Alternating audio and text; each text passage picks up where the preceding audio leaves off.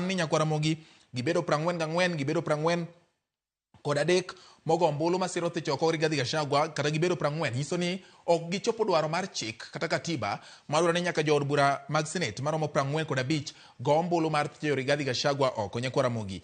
Gin moko kuom okenge ma iketo e pacho ka Ramogi kendo katiba ni itemo ketie tim mondo ng'iyane ka bende onyalo mulo moko kuom gigo mapok notimore nyaka ne kale higa mar 2010.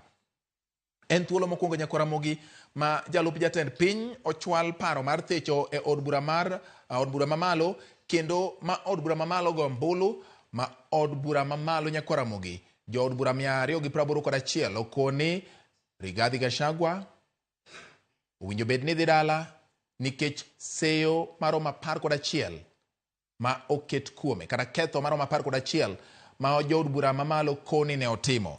Gin weche madhi nyime nyaka gi sani Ramogi od bura mamalo othicho Rigathi Gachagua kaka jalup jatend piny Kenya.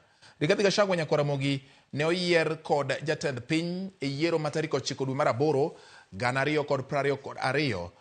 Ramogi odwa ni mondo miateri achiel kachiel nyaka e od bura mamalo kama ja od bura Wamuchomba dhi nyime kod golo twak mare. Winjane ni owacho ang'o gi kindeni. We didn't first of all clear from him before we went to 190. So ni kama tulimuharibia jina. In fact, Gachagua is defamed, completely defamed, because this was not even cleared by parliament. Number 2, parliament ilikuwa inacheza videos za Gachagua akiwa mashinani. Nani aliclear those videos? Because according to Data Protection Act, we are supposed to clear the videos before they are aired for any quasi-judicial process. This was a quasi-judicial process. Why didn't we clear Gachagua? Clear the videos that were being used. Number 3, I feel like Kenyans have been taken for granted. Why did we waste a lot of money and time to call people for public participation? I thought the speaker would announce how many people voted no or yes during public participation in Githongori, in Kiamba, in Kabete. That was not used. So why were we wasting time and money? In fact, I'm telling Kenyans, hawa waheshimiwa, hawa mulichagua ni kama wamewabeba kwa urahisi sana. Yani wanawatumia kutumia pesa ya public participation, wanawafanyisha kazi nyingi ya public participation, lakini hayo makaratasi haitumiwi hata kufanya majibizano ama kufanya mjadala katika bunge la taifa. So today was a waste of time. It was a political process. To me, and I said it in parliament, it looked like we are mob justing Gachagua.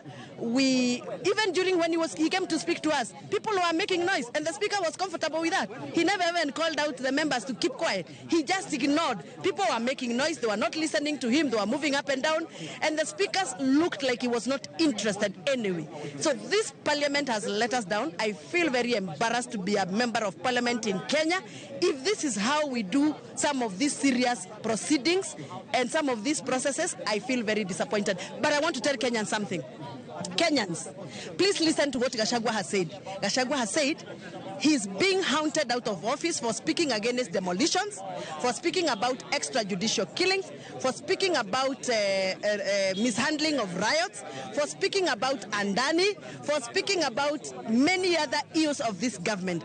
Gachagua should be celebrated by Kenyans because what he has said as a top senior most government official is something that Kenyans should think and look at and consider revisitation, because Gachagua has said it, and that is what we are waiting for. So we celebrate Gachagua. He may go down politically, but in the eyes of Kenyans, he has done Kenyans justice. Gachagua will forever be remembered in this country. Thank you, member, for Ramogi mano duonda wadhoni wa Muchomba kaloso gadhoni wa Muchomba kaloso kotene kod weche mag thicho koya pisi